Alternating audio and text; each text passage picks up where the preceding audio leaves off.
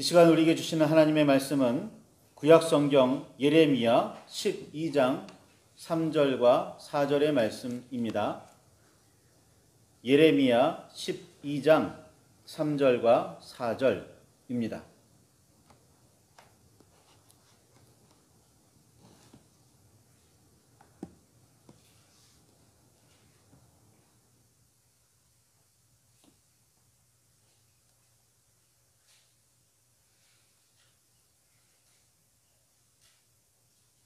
구약성경 1070쪽입니다. 찾으셨으면 우리 함께 말씀을 봉독하시겠습니다. 여호와여, 주께서 나를 아시고 나를 보시며 내 마음이 주를 향하여 어떠함을 감찰하시오니 양을 잡으려고 끌어냄과 같이 그들을 끌어내시되 죽일 날을 위하여 그들을 구별하옵소서. 언제까지 이 땅이 슬퍼하며 온 지방의 채소가 마르리이까? 짐승과 새들도 멸절하게 되었사오니 이는 이 땅 주민이 악하여 스스로 말하기를 그가 우리의 나중 일을 보지 못하리라 함이니이다. 아멘. 주님 우리의 마음을 여시어 말씀을 깨닫게 하옵소서. 아멘.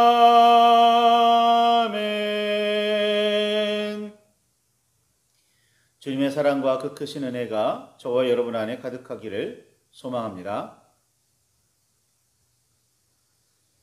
여호와께서는 태초에 사람을 창조하시고 생육하고 번성하며 땅에 충만하기를 바라셨습니다. 그리고 이 기대는 착실하게 이루어져 가고 있었습니다. 사람은 점점 늘어났으니까요. 땅을 정복하라시면서 바다의 물고기와 하늘의 새와 땅에 움직이는 모든 생물을 다스리게 하셨습니다. 이 명령 역시 나름 잘 지켜지고 있었습니다. 사람이 하나님의 뜻과 명령을 거슬러 선악을 알게 하는 나무의 열매를 따먹은 뒤에 에덴에서 쫓겨나기는 했으나 그 징벌은 사람이 받았습니다. 여호와 하나님의 명령을 어기도록 꼬드긴 뱀은 징벌을 받았지만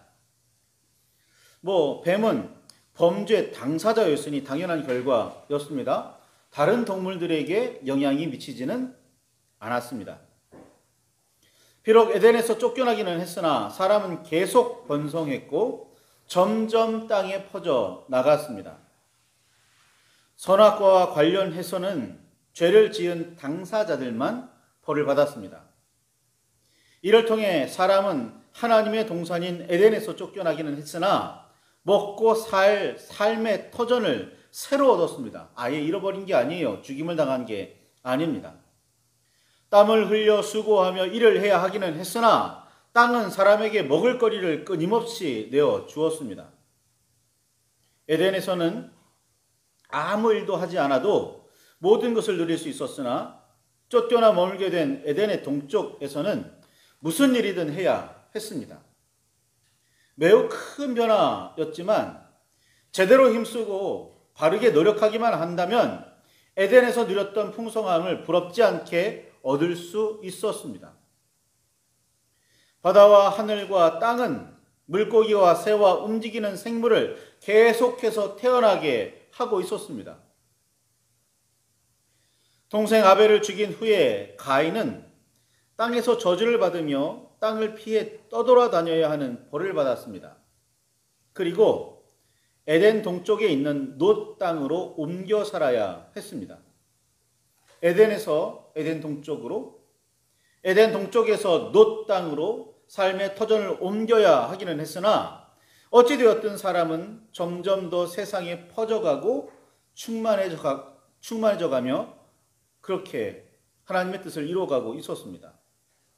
죄로 인해 땅에서 얻을 수 있는 것들이 점점 더 줄어들기는 했으나 여전히 땅 위에서 자신들의 삶을 이어갈 수 있었습니다.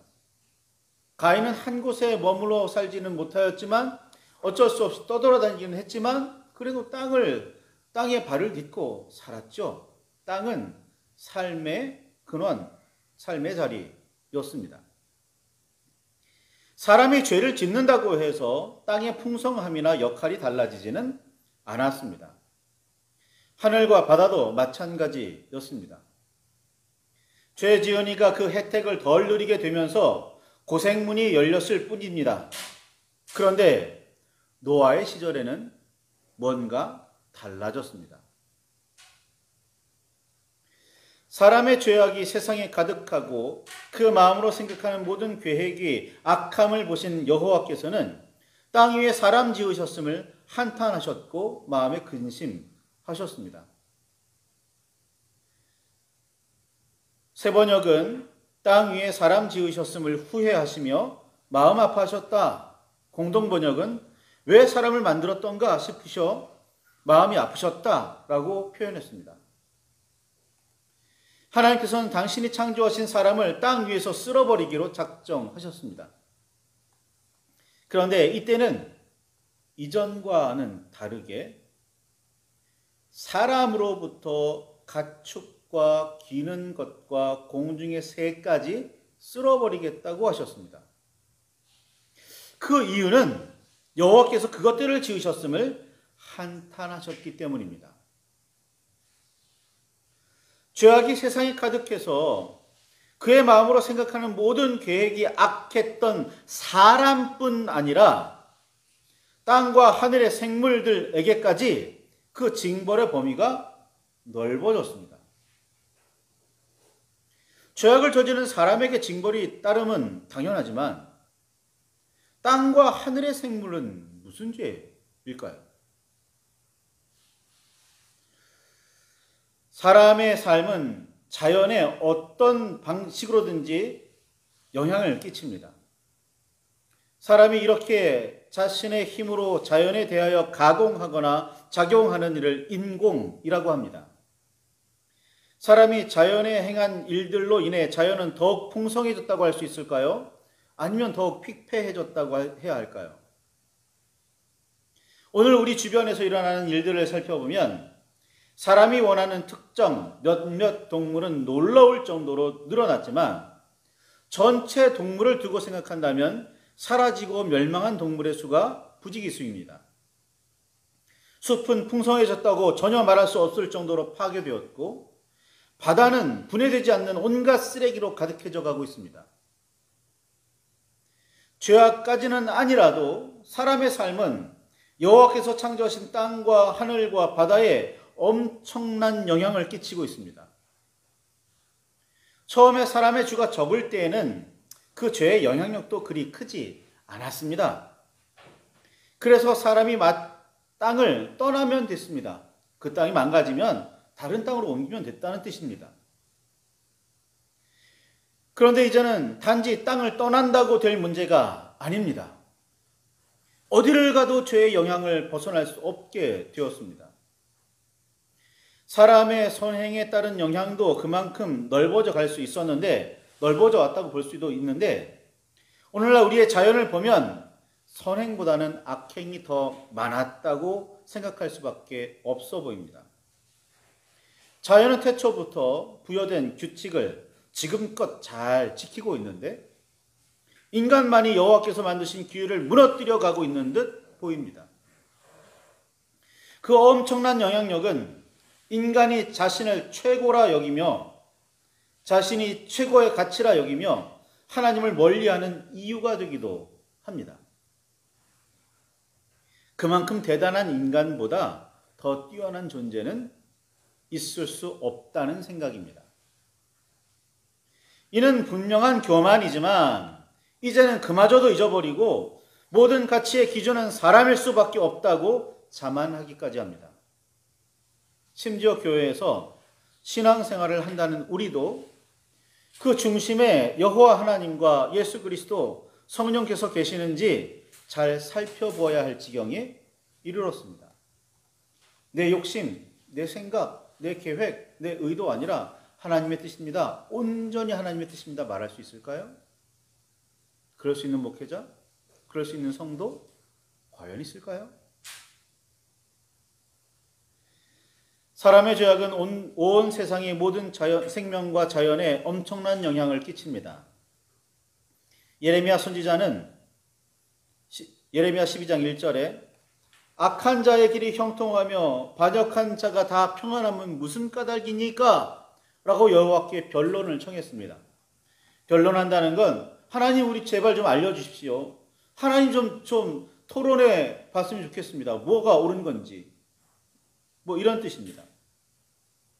하나님과 변론하면 하나님께서 하시는 일이 의롭습니다. 하나님이 의롭습니다. 라는 결론이 날 수밖에 없으니 자신이 옳다고 주장할 수는 없겠으나 너무나도 궁금해 참을 수가 없었습니다. 아무리 죄인이라도 여호와께서 심으셨기에 그곳에 뿌리 내리며 살았고 자라서 열매를 맺었지만 죄인들은 그 사실을 인정하지 않았습니다. 사람들이 말로는 주님의 은혜라고 하지만 마음은 그렇지 않다고 예레미야는 답답해했습니다. 왜 그런 사람들의 길이 형통하게 하시고 삶을 평안하게 하시는지 예레미야는 궁금합니다. 악인을 벌하시라고 아뢰고 싶은 마음이 강하게 들었습니다. 그래서 예레미야는 악인과 자신을 구별해 달라고 간절히 기도했습니다. 악인과 자신을 구별하실 때 악인들을 끌어내셔서 죽이기를 간구했습니다. 그게 예레미야 12장 3절의 말씀입니다. 왜냐하면 악인들의 죄 때문에 땅이 슬퍼하고 온 지방의 채소가 마르며 짐승과 새들이 멸절할 지경에 이르렀다고 보았기 때문입니다. 인간의 죄는 결국 온 세상에 영향을 미치게 되어 있습니다. 반대도 마찬가지죠. 인간의 선은 온 세상에 영향을 끼치게 되어 있습니다. 그런데 막상 현실을 보니 세상이 망가져가고 있어요. 악인들이 넘치고 있습니다. 그러니 예레미야 눈에 보이는 것은 이 땅에 악인들이 형통한 것은 하나님의 정의와 공의에 합당하지 않습니다. 그러니 저들을 죽여주시기를 바랍니다. 더 이상 이 땅이 망가지는 꼴을 볼 수가 없습니다. 하나님께서 창조하신 이 세계가 부서지는 것을 볼 수가 없습니다. 라는 거죠. 하나님의 뜻에 따라 강력한 적군이 일어나 유다를 쳐들어오든 아니면 기근이나 홍수 등의 재앙이 일어나든 사람을 비롯해 그 지역의 짐승과 새들은 모두 무사할 수 없습니다. 예레미야는 그 중에 남아있는 의인 한 사람이라도 구해주시기를 간절히 구했습니다. 소돔과 고모라도 그 성의 사람들의 죄악 때문에 성 자체와 함께 그 성에 살던 다른 생명도 함께 멸망했습니다. 사람이 지은 죄의 징벌로 모두가 영향을 받을 수밖에 없습니다. 그나마 선했던 롯의 가족이 구원을 받을 수는 있었지만 비참한 삶을 이어가야 했습니다.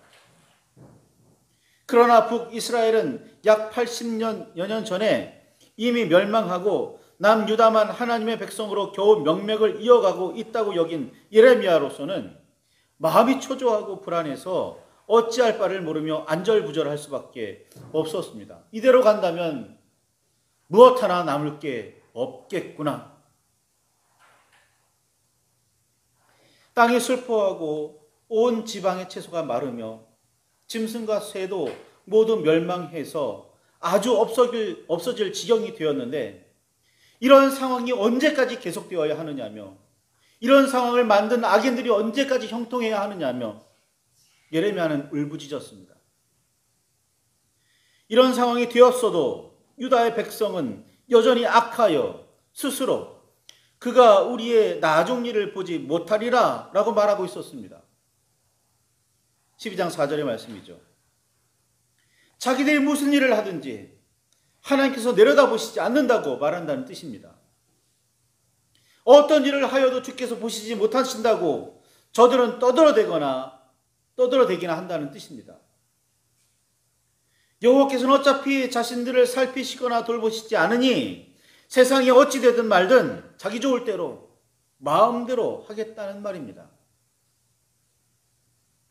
여호와를 거스르는 죄악이 가득해 형제인 이스라엘 나라가 멸망하고 지파들이 흩어지는 모습을 눈으로 보았습니다. 그들이 아수르에 끌려가 당하는 끔찍한 일들에 대한 소문도 생생하게 들었습니다. 하나님의 사람들이 하나님의 말씀으로 깨우치며 여호와께 돌아오라고 그렇게 외쳤습니다. 그런데 몇몇은 그런 목소리에 귀를 기울였지만 대다수는 그렇지 않은 상황과 흐름은 변하지 않았습니다. 이제 남은 유다마저 이스라엘과 같은 길을 걸을 수밖에 없다는 사실을 너무나도 잘 알고 있었던 예레미야였습니다. 그런데 유다의 주민들은 여전히 약하여 스스로 하나님은 계시지 않는다고, 계시더라도 자신들을 살피시지 않으신다고 떠들기나 하고 있었습니다. 당시 그 땅의 주민 유다 백성이 악한데 그 화는 유다의 온 땅과 그 안에 살던 모든 생명이 함께 당해야 했으니 더욱 안타깝습니다. 여호와께서는 제사장의 나라가 되라며 이스라엘 자손을 부르셨습니다. 따라서 그들은 거룩한 백성이 되어 여호와를 따라야 했습니다. 하나님과 뭇 백성을 잇는 역할을 하며 하나님과 뭇 백성이 하나 되게 해야 했습니다. 그런데 그들은 뭇 백성이 여호와께로 나아가는 길을 막아서기나 했으며 심지어 여호와를 잊었고 떠났습니다. 버렸습니다. 말로는 여호와를 따른다며 섬긴다고 했지만 마음은 아니었습니다. 예수님께서는 우리를 세상의 소금과 빛으로 부르셨습니다. 그래서 맛을 내라고 하셨고 빛을 비추어 어둠을 밝히라고 하셨습니다. 그런데 맛을 내기는커녕 세상에서 자신을 숨기고 있으며 빛으로 어둠을 물리치려고 하기보다는 스스로 빛이 되어 우러름을 받을 생각이나 하고 있습니다. 여호와의 백성과 그리스도의 제자들이 하나님의 뜻을 거스르고 예수님의 가르침을 받들지 않고 있습니다. 이런 악의 영향으로 온 세상의 자연이 신음하고 있습니다.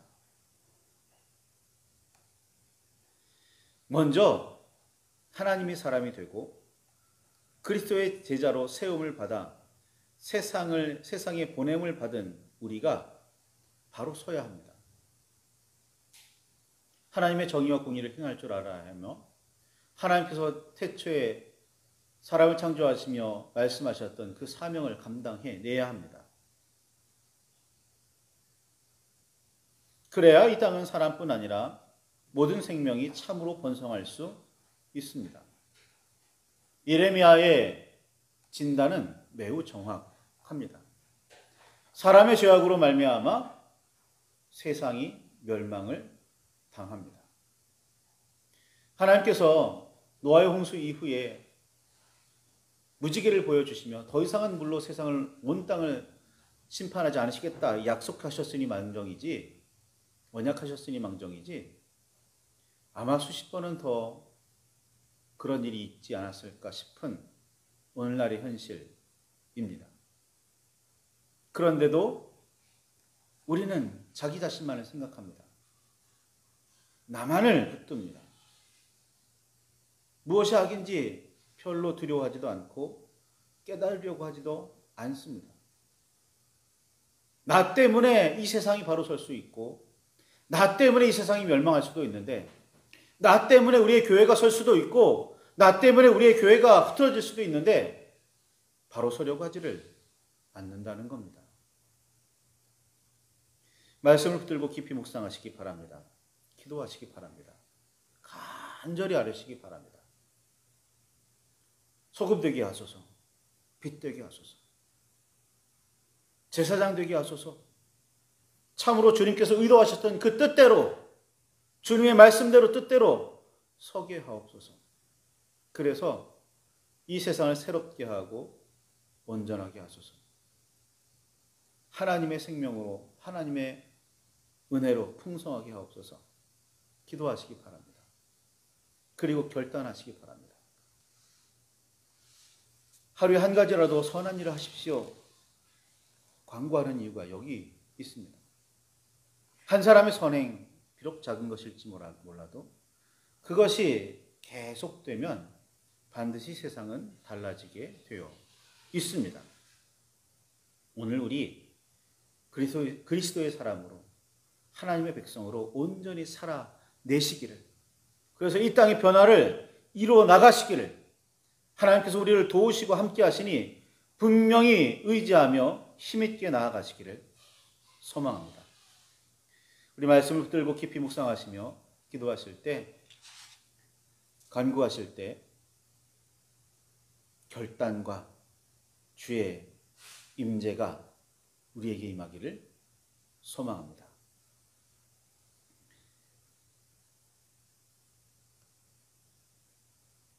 함께 말씀을 들고 간절하게 주께 나아가시기를 바랍니다.